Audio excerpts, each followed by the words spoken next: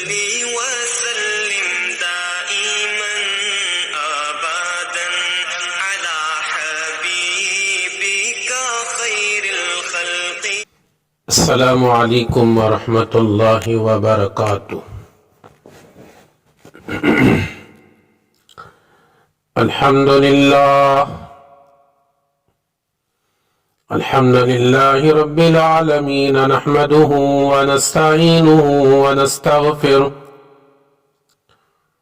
ونؤمن به ونتوکل علیہ ونعوذ باللہ من شرور انفسنا ومن سیئات اعمالنا من يهده الله فلا مضل له ومن يضلله فلا هادي له ونشهد أن لا إله إلا الله وحده لا شريك له ونشهد أن سيدنا ومولانا محمدا عبده ورسوله. أما بعد، قال الله تبارك وتعالى في القرآن المجيد والفرقان الحميد: أعوذ بالله من الشيطان الرجيم، بسم الله الرحمن الرحيم. أحل الله البيع وحرم الربا. وقال النبي صلى الله عليه وسلم: التاجر الصدوق مع النبيين والصديقين والشهداء، أو كما قال عليه الصلاة والسلام.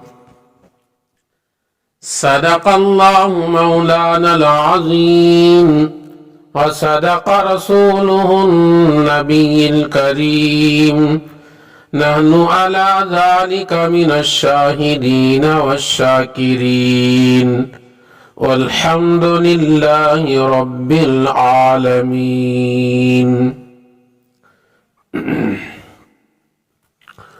قابل قدر سامعین کرام، برادران ملت،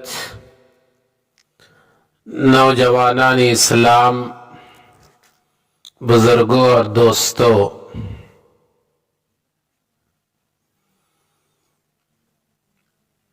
اللہ تبارک و تعالی کا بڑا ہی کرم ہوا. اللہ تبارک و تعالی نے اپنے کرم سے، اپنے فضل سے، اپنی عنایت سے ہم تمام کو پہلی گھڑی میں اس کے گھر کو حاضری کی توفیق بخشا. یہ اللہ کی نعمتوں میں سے بہت بڑی نعمت ہے. میرے دوستو، آج کے جمعہ اللہ کے نبی علیہ السلام نے جو 25 سال کی عمر میں حضرت خدیجہ رضی اللہ تعالی عنہا کے مال کو لے جا کر ملک شام میں تجارت کیا اور اس سے جو اصول ہمیں معلوم ہوتے ہیں تجارت کرنے کے اصول، وہ بتانے کی کوشش کروں گا. میرے دوستو، حضور اکرم صلی اللہ علیہ وسلم کی سیرت ایک سمندر ہے. سیرت کے کون سے پہلو میں ہم ذکر کریں تو جتنا بھی ذکر کریں گے وہ کم ہی محسوس ہوگا. حضور اکرم صلی اللہ علیہ وسلم کے اخلاق کا تذکرہ، حضور اکرم صلی اللہ علیہ وسلم تجارت کس طرح کرتے تھے، حضور اکرم صلی اللہ علیہ وسلم اپنی ماتحتوں کے ساتھ کس طرح پیش آتے تھے، حضور اکرم صلی اللہ علیہ وسلم انسانوں کے ساتھ کس طرح پیش آتے، حضور اکرم صلی اللہ علیہ وسلم جانوروں کے ساتھ کس طرح پیش آتے، یہ تمام باتیں سیرت اور احادیث کی کتاب میں بھری پڑی ہوئی ہیں۔ میرے دوستو، ہم میں سے تقریباً ہر مسلمان جانتا ہے حضور اکرم صلی اللہ علیہ وسلم اتنے امانت دار اور اتنے سچے تھے، مدینے کے لوگ، مکہ کے لوگ اللہ کے نبی صلی اللہ علیہ وسلم کو محمد کے نام سے پکارنے سے شرماتے تھے، بلکہ پکارتے تو یوں پکارتے، دیکھو یہ امین جا رہے ہیں، دیکھو یہ صادق جا رہے ہیں۔ اللہ کے نبی صلی اللہ علیہ وسلم کی یہ امانت اور صداقت کو دیکھ کر حضرت خدیجہ رضی اللہ تعالی عنہا کے دل میں خیال آیا، وہ نوجوان جو یتیمی کے حالت میں پرورش پایا اور لوگوں کے درمیان میں اس کا اتنا چرچا ہے، لوگ اس کے نام کے ساتھ امین کا لقب جوڑ دیے ہیں، لوگ اس کے نام کے ساتھ صادق کا لقب جوڑ دیے ہیں۔ ایسا امین اور صادق آدمی، نوجوان اگر میرے کاروبار میں شریک رہا، میرے کاروبار کو سنبھالنے والا ہو گیا تو مجھے بھی فائدہ ہوگا اور اس یتیمی کے دور سے گزرنے والے نوجوان محمد کو بھی فائدہ ہوگا۔ اس لیے انہوں نے پیغام بھیجا محمد صلی اللہ علیہ وسلم کے پاس کہ خدیجہ تمہارے ساتھ کاروبار میں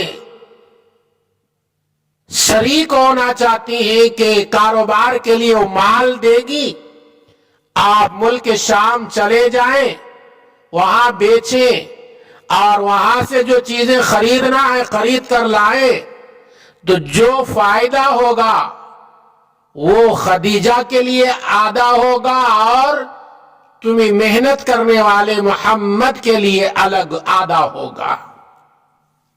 یہ شرط طے کر کے حضور اکرم صلی اللہ علیہ وسلم ملک شام کے سفر کے لیے تیار ہوتے ہیں تو خدیجہ نے اپنے غلام میسرہ کو حضور کے ساتھ روانہ کر دیتے ہیں اور یہ بتا دیتے، میسرہ یہ محمد کی صبح کے اوپر بھی تیری نگاہ ہو، دوپہر کے زندگی میں بھی تیری نگاہ ہو، شام کے زندگی میں بھی تیری نگاہ ہو، معاملات کے اندر بھی تیری نگاہ ہو، گفتار کے اندر بھی تیری نگاہ ہو، ان کے لین دین کے معاملے میں تیری نگاہ ہو، تجارت کس انداز سے کرتے ہیں اس کے اوپر تیری نگاہ ہو، اس لیے میں تجھ کو بھیج رہی ہوں، اور ساتھ میں محمد عربی صلی اللہ علیہ وسلم کی خدمت بھی کر لینا، کوئی ان کو تکلیف نہ دینا، کوئی پریشانی آنے نہ دینا۔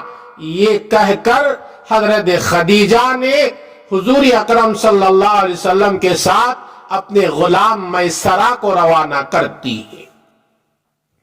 حضور اکرم صلی اللہ علیہ وسلم وہ مال لے کر جاتے ہیں اور آپ صلی اللہ علیہ وسلم نے بہترین انداز سے وہاں وہ مال فروخت کیا اور کاروبار اتنا اچھا کیا، لوگوں کے دل مول لیے اور اخلاق سے پیش آئے، کاروبار میں کوئی دھوکہ نہیں، کاروبار میں جھوٹی قسم نہیں، کاروبار میں کسی کو غبن نہیں، کسی بات پر جھوٹ نہیں۔ اللہ کے نبی صلی اللہ علیہ وسلم نے ایک کاروباری لائن میں حصے دار بن کر امت کو بتایا ہے، کاروبار کرنا ہے اور تجارت کرنا ہے، میرے انداز سے کرو، وہ تجارت میں تمہاری برکت ہوگی، وہ تجارت میں تمہیں فائدہ ہوگا۔ اگر میرے تجارت کے طریقے کو چھوڑ کر جھوٹ بول کر تجارت کرو گے، دھوکہ دے کر تجارت کرو گے، کسی کو غبن کر کے تجارت کرو گے، وہ تھوڑے دن کے لیے تو فائدہ ہوگا لیکن آخر کار وہ نقصان ہوگا۔ میرے دوستو، تجارت اور خرید و فروخت انسان کی ایک بہت بڑی ضرورت ہے۔ اسلام نے تجارت کے بارے میں ایسی باتیں، ایسے اصول بیان کیے ہیں جو سب سے زیادہ بہتر اور انسانوں کی طبیعت اور مزاج کے مطابق ہے۔ اگر تجارت اسلامی اصول کے مطابق کی جائے تو دنیا میں خیر و بھلائی، برکت کا ذریعہ بنے گی، دین میں ترقی، آخرت میں کامیابی کا سبب ہوگی۔ اگر تجارت اسلامی طریقے سے ہٹ کر اپنی طبیعت کے موافق کی جائے گی، اس سے دنیا کا بھی نقصان ہوگا اور آخرت کی جو لامحدود زندگی ہے وہاں بھی نقصان ہوگا۔ اسی بات کے پیش نظر حضرت عمر فاروق رضی اللہ تعالی عنہ اپنے خلافت کے زمانے میں یہ اعلان کرا دیا تھا، جو آدمی اسلام کے اصول تجارت کو نہیں جانتا اور ہماری مارکیٹ میں نہ آئے، تجارت کے بارے میں اسلام نے جو باتیں بتائی ہیں، جو ہدایات دی ہیں، ان میں سے بنیادی باتیں بتائی جاتی ہیں جن کا سمجھنا آسان ہے، جن کو جاننا ہر تجارت کرنے والے پر ضروری ہے۔ تجارت کے معاملے میں میرے دوستو، دھوکہ اور فریب سے پاک رہنا چاہیے۔ جو آدمی تجارت میں دھوکہ اور فریب دیتا ہے وہ تجارت آگے نہیں بڑھتی، وہ تجارت آخرکار نقصان اور گھاٹے میں چلے جاتی ہے، اور ایسا تجارت کرنے والا آدمی گنہگار ہے۔ سنیے، حدیث ہے صحیح مسلم میں، صحیح مسلم حدیث نمبر 295 کے اندر روایت موجود ہے۔ ایک مرتبہ رسول اللہ صلی اللہ علیہ وسلم بازار گئے، ایک آدمی اناج بیچ رہا تھا، آپ اس جگہ کھڑے ہو گئے، اپنا ہاتھ اناج کے ڈھیر میں داخل کیا، اندر آپ کو پانی کی تری محسوس ہوئی اور اوپر سے اناج سوکھا تھا، اندر سے بھیگا ہوا تھا۔ آپ صلی اللہ علیہ وسلم نے اس آدمی سے کہا، اے غلہ بیچنے والے، یہ کیا ہے؟ اس نے کہا، اللہ کے رسول، بارش ہو گئی تھی اس لیے اناج بھیگ گیا تھا۔ آپ صلی اللہ علیہ وسلم نے فرمایا، تم نے کیوں نہیں بھیگے ہوئے اناج کو اوپر رکھ دیا تاکہ خریدنے والا دیکھ لیتا اور خریدنا چاہے تو خرید لیتا ورنہ چھوڑ دیتا۔ اس وقت میں میرے نبی نے فرمایا، سن، من غش فلیس منا، جو دھوکہ دے وہ مسلمان نہیں ہے، وہ میرا امت کا آدمی نہیں ہے۔ آج ہم میں سے کتنے کاروبار کرنے والے، وہ چھوٹا کاروبار کیوں نہیں، وہ بڑا کاروبار کیوں صحیح، اس میں دھوکہ کرنے میں آدمی کمال محسوس کر رہا ہے اور کمال سمجھتا ہے۔ میرے دوستو، چھوٹا کاروبار کرنے والے بھی کسی کو دھوکہ نہیں دیں گے، بڑے سے بڑا کاروبار کرنے والا ایمان والا نہ کسی ایمان والے کو دھوکہ دے گا، نہ کسی غیر کو دھوکہ دے گا۔ کسی کو دھوکہ دینے کی شریعت میں اجازت نہیں ہے۔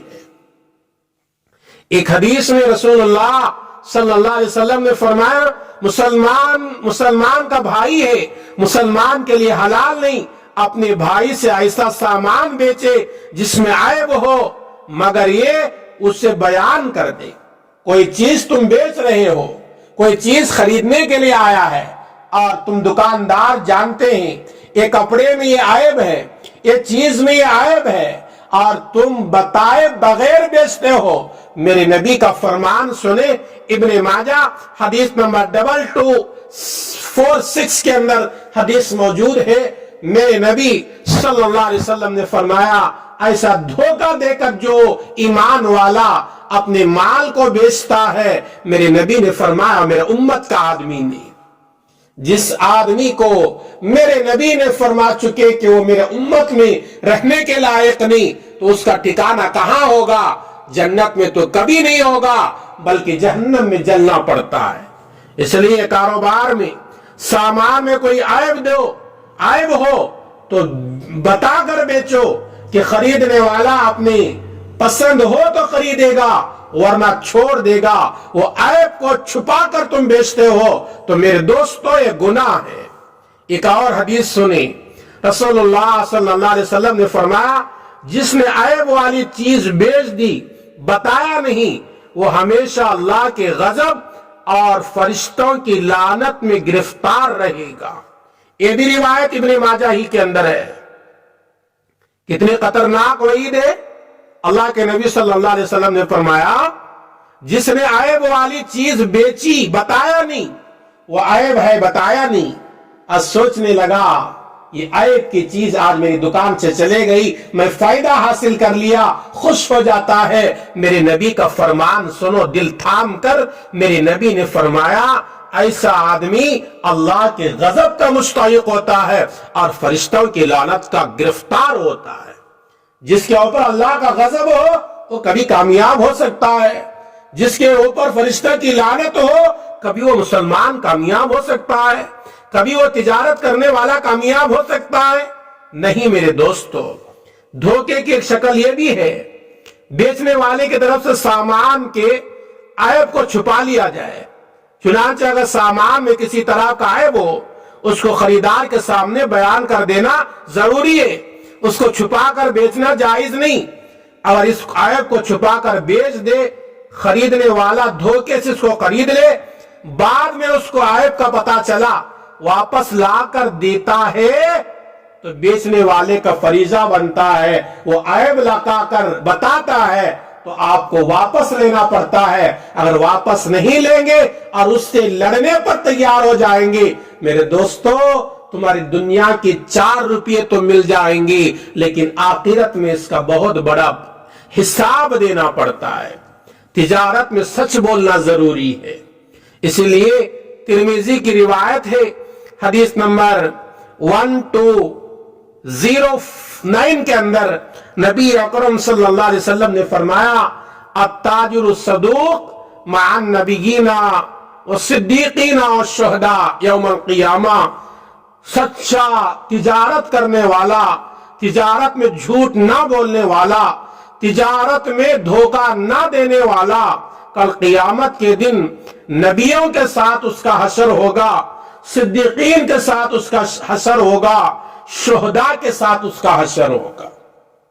میرے دوستو، ہم تجارت کرنے والے لوگ کل قیامت کے دن نبیوں کے جماعت کے ساتھ میں اٹھنا چاہتے ہیں، صدیقین کے جماعت کے ساتھ میں اٹھنا چاہتے ہو، شہداء کے جماعت کے ساتھ میں اٹھنا چاہتے ہو۔ تمہارا حشر نبیوں کے ساتھ ہونا ہے اور تمہارا حشر صدیقین کے ساتھ ہونا ہے، تمہارا حشر شہداء کے ساتھ ہونا ہے۔ تو کاروبار میں کبھی جھوٹ نہیں بولنا، کاروبار میں کبھی دھوکہ نہیں دینا، کاروبار میں کسی کا مال خامخواہ لوٹنا نہیں اپنے فائدہ حاصل کرنے کے لیے۔ میرے دوستو، یہ اصول کے ساتھ کاروبار کرو گے، اس انداز سے کاروبار کرو گے، یہ کاروبار کرنا بھی تمہارا عبادت بن جاتا ہے، اس پر بھی اللہ تبارک و تعالی اجر دیتا ہے۔ تجارت ایسی چیزوں کی نہ ہو جو گناہوں کے کاموں میں مدد ہو۔ تجارت تو کرنا ہے لیکن گناہوں کے کام میں جو چیز مدد دیتی ہے ایسی تجارت کرنا نہیں۔ قرآن کریم میں اللہ تبارک و تعالی نے سورہ مائدہ کے آیت نمبر 2 میں کہا تعاونوا علی البر والتقوی ولا تعاونوا علی الاثم والعدوان، نیکی اور تقوی کے کاموں میں ایک دوسرے کے ساتھ تعاون کرو، گناہ اور ظلم میں تعاون نہ کرو، اللہ سے ڈرتے رہو، بے شک اللہ کا عذاب بڑا سخت ہے۔ لہٰذا اسلام نے جن چیزوں کو ناجائز اور حرام کہا ہے ان کو ناقابل استعمال قرار دیا ہے۔ خرید و فروخت کے ذریعے ان چیزوں کی عزت ہوتی ہے، ایسی تمام چیزوں کی تجارت، خرید و فروخت اسلام میں جائز نہیں۔ چنانچہ خنزیر کا بیچنا یا اس کے لیے جتنے بھی مدد کے ذریعے وہ جائز نہیں۔ مردار کی خرید و فروخت منع کیا گیا، شراب بیچنے کی اجازت نہیں، جاندار کی تصویریں بیچنے کی اجازت نہیں، کیونکہ ان چیزوں کے خرید و فروخت سے ان کی عظمت ٹپکتی ہے، گناہ کے پھیلنے کا ذریعہ ہے۔ مومن کی شان یہ ہے وہ ہمیشہ نیکی اور بھلائی کے کاموں میں تعاون کرے، برائی اور گناہوں کے کاموں میں تعاون ہرگز نہ کرے۔ اسلام کا اصول ہے، ایسا نہیں کہ چلو میں تجارت کر رہا ہوں جو چاہے میں تجارت کروں، نہیں، تجارت اسی کے کرو جس کا کرنے کا شریعت نے حکم دیا ہے۔ مسلم شریف کی روایت ہے، رسول اللہ صلی اللہ علیہ وسلم نے فرمایا پھلوں کو مت بیچو یہاں تک کہ وہ پک جائے اور آفتوں سے محفوظ ہو جائے۔ بعض لوگ درختوں پر ابھی پھول لگتے ہیں، ابھی پھل مکمل نہیں ہوتی، وہ توڑنے کے لائق نہیں ہوتا، اسی وقت اسے بیچ دیتے ہیں۔ ہو سکتا ہے وہ پھل توڑنے آنے سے پہلے، وہ پکنے سے پہلے کوئی بیماری آ جائے، کوئی آفت آ جائے اور وہ مکمل ختم ہو جائے اور لینے والے کا نقصان ہوتا ہے۔ اس لیے اللہ کے نبی صلی اللہ علیہ وسلم نے فرمایا پھلوں کو مت بیچو یہاں تک کہ وہ پک جائے، آفتوں سے محفوظ ہو جائے۔ صحیح بخاری کی روایت حضرت جابر بن عبداللہ رضی اللہ تعالیٰ عنہ فرماتے ہیں رسول اللہ صلی اللہ علیہ وسلم نے پھلوں کو اس وقت تک بیچنے سے منع فرمایا جب تک کہ وہ پک نہ جائے۔ مثال کے طور پر آم کا درخت ہے، بہت سارے لوگ آم کے پھل جب شروع ہونے سے پہلے جب پھول لگتے ہیں یا چھوٹے چھوٹے پھل لگتے ہیں اسی وقت بیچ دیتی ہیں۔ میرے 10 درخت ہیں، 10,000 روپے کو میں تجھے دیتا ہوں، آدمی خریدتا ہے۔ ایسا بیچنا شریعت میں منع ہے۔ کیوں؟ اس میں 10,000 روپے کے جو آم لگنے کی امید پر آدمی لے رہا ہے، دیکھ کر ہو سکتا ہے کہ وہ پکنے سے پہلے، اس کے لائق ہونے سے پہلے کوئی بیماری آ جائے، کوئی آفت آ جائے، وہ ختم ہو جائے تو آدمی نقصان میں رہتا ہے۔ اس لیے شریعت تجارت میں یہاں تک بتا دیا اس طرح کی تجارت نہ کیا کرو، تجارت آپسی میں رضامندی سے ہو۔ سورہ نساء میں اللہ تعالیٰ نے ارشاد فرمایا جس کا ترجمہ ہے اے ایمان والو آپس میں ایک دوسرے کے مال ناحق طریقے سے نہ کھاؤ، الا ہے کہ کوئی تجارت آپسی رضامندی سے وجود میں آئی ہو۔ یہ آیت کریمہ بھی تجارت کے اصول بیان کر رہی ہے۔ تجارت آپس کی رضامندی سے ہونا چاہیے، تجارت ایسی ہونی چاہیے جو اللہ تعالیٰ کے نزدیک تجارت ہو، یعنی جائز ہو۔ چنانچہ سود کا لین دین آپسی رضامندی سے بھی جائز نہیں، کیونکہ اللہ نے سود کو حرام قرار دیا ہے۔ اس لیے میرے دوستو، حضور اکرم صلی اللہ علیہ وسلم نے 25 سال کے عمر میں حضرت خدیجہ رضی اللہ تعالی عنہا کے مال کو ملک شام لے گئے، اور اللہ کے نبی صلی اللہ علیہ وسلم نے تجارت کیا اور امت کو بتایا لوگوں تجارت کرنا بھی ایک میرا طریقہ ہے، تجارت کرنا بھی میری سنت ہے، تجارت کرو تو اس انداز سے کرو۔ اللہ کے نبی صلی اللہ علیہ وسلم نے ہمیں اس کی تعلیم دیا ہے۔ اللہ کے نبی صلی اللہ علیہ وسلم کی تعلیم کے مطابق تم تجارت کرو گے، چاہے تمہاری تجارت چھوٹی کیوں نہ ہو، چاہے بڑی کیوں نہ ہو، اللہ اس میں برکت دے گا۔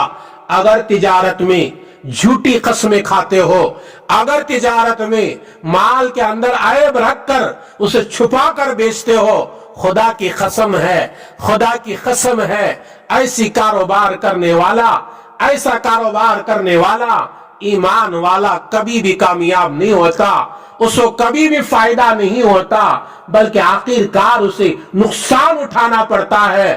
میرے نبی صلی اللہ علیہ وسلم جب ملک شام سے تجارت سے واپس آئے اور میسرہ جو حضرت خدیجہ کا غلام تھا پورا واقعہ سنایا، نبی کے کاروبار کے لین کے محنت کے واقعہ سنایا۔ نبی کے اخلاق اتنے عمدے ہیں، نبی صلی اللہ علیہ وسلم کاروبار میں کبھی جھوٹی قسم نہیں کھائے، کبھی بتوں کی قسم نہیں کھائے، کسی آدمی کو جھڑک کر بات نہیں کیا، کسی کے ساتھ غصہ نہیں کیا، کاروبار اچھے انداز سے کرے ہیں، تو حضرت خدیجہ کے دل میں خیال پیدا ہوا ایسا نوجوان اگر میرے مال میں شریک رہا اور کاروبار میں میرا ہاتھ بٹاتے رہا، مجھے بھی فائدہ ہوگا، اس نوجوان کو بھی فائدہ ہوگا۔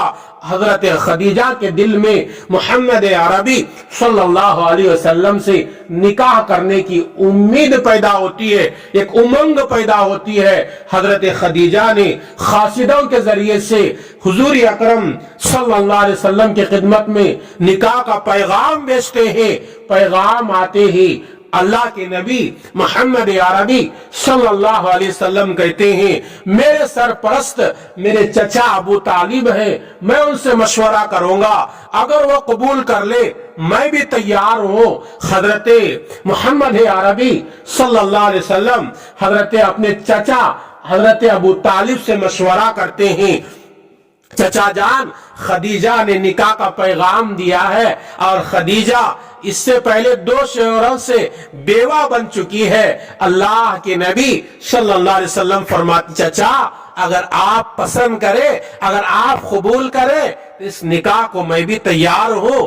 ابو طالب بھی تیار ہوتے ہیں، میرے نبی صلی اللہ علیہ وسلم بھی تیار ہوتے ہیں۔ حضرت ابو طالب اور حضرت حمزہ اور کچھ لوگوں کو لے کر حضور اکرم صلی اللہ علیہ وسلم ابو طالب کے ساتھ حضرت خدیجہ کے گھر پہنچتے ہیں۔ حضرت خدیجہ کے ساتھ میں حضور اکرم صلی اللہ علیہ وسلم کا نکاح 500 درہم مہر کے عوض میں طے ہوتا ہے۔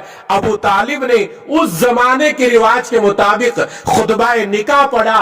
حضور اکرم صلی اللہ علیہ وسلم کا نکاح حضرت ابو طالب نے کیا کہ میں اپنے بھتیجے کا نکاح خدیجہ سے کر رہا ہوں، او زمانے میں جو رواج ہوگا اس انداز میں ابو طالب نے خطبہ نکاح پڑھا اور نکاح کر دیا۔ اس وقت میں میرے نبی کی عمر 25 سال ہے اور حضرت خدیجہ کی عمر 40 سال ہے۔ اللہ کے نبی صلی اللہ علیہ وسلم نے بیوہ سے نکاح کر کے اپنے امت کو بتایا لوگوں بیوہ نفرت کرنے والی چیز نہیں ہے، وہ منحوس چیز نہیں ہوتی۔ اگر بیوہ سے نکاح کرنا کوئی مشکل چیز ہوتی تو میرے نبی وہ کام نہیں کرتے۔ میرے نبی نے بیوہ سے نکاح کر کے اپنی امت کو بتا دیا دیکھو بیوہ کو ایسے ہی رہنے نہ دینا، اس کا ہاتھ تھامنے کی کوشش کرنا، اس کو اپنے کسی نہ کوئی اپنے نکاح میں لے لو، اس کا سہارا بن جاؤ، یہ بھی میری سنت ہے۔ آج بھی ضرورت ہے مسلمانوں، بیواؤں کے گھر تلاش کرو، اگر تمہارے مقدر میں وہ نیکیاں حاصل کرنا ہے، وہ تو سنت زندہ کرنا ہے جو میرے نبی نے کیے تھے، وہ سنت کو زندہ کرنے کے لیے بیواؤں کو تلاش کر کے نکاح کا پیغام دو، اللہ بھی خوش ہوگا، ان بیواؤں کی دعائیں بھی تمہارے زندگی میں ہمیشہ تمہارے ساتھ رہیں گے۔ آئیں اللہ سے دعا کریں گے، اللہ تبارک و تعالی مجھے اور آپ کو ساری امت محمدیہ کو کہی اور سنی ہوئی باتوں پر عمل کی توفیق عطا فرمائے، آمین۔ السلام علیکم ورحمۃ اللہ وبرکاتہ۔